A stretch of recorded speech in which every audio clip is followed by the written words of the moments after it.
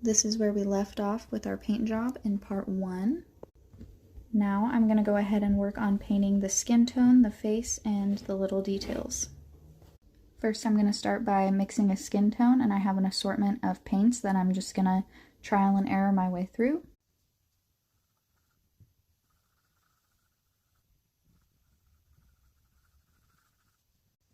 Okay, I got a decent color mixed up that kind of looks like it could be a foundation shade, so I'm going to go ahead and I'm going to apply that to my figure.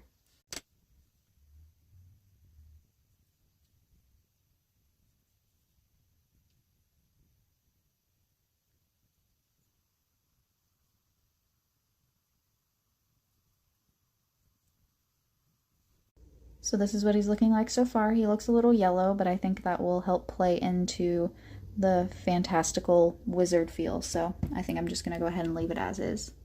Even though I knew you weren't going to see it, I went ahead and painted the feet and under the cloak with the same skin tone.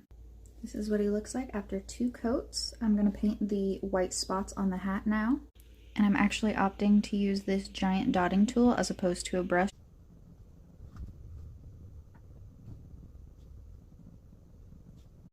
There we go. I also went in with a smaller dotting tool to make smaller dots just because I wanted a little more variation.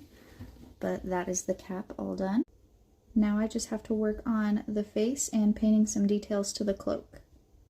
Okay, so what I plan to do for the cloak is to do some grass and flowers from the bottom of the cloak up. This is what the grass looks like all done, and I'm going to paint on some little flowers now. And this is after I painted some flowers on it. Next I'm going to work on the face, and then we should be done.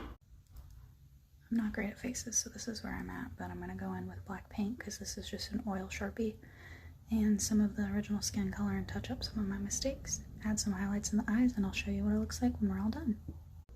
And this is what the face looks like all done. I know there are a few different proportional mistakes, like the eyebrows are definitely sisters, not twins, but this is actually one of my first times painting a face, so I'm pretty proud of the freehanding, especially since I didn't have to go over it with another skin tone.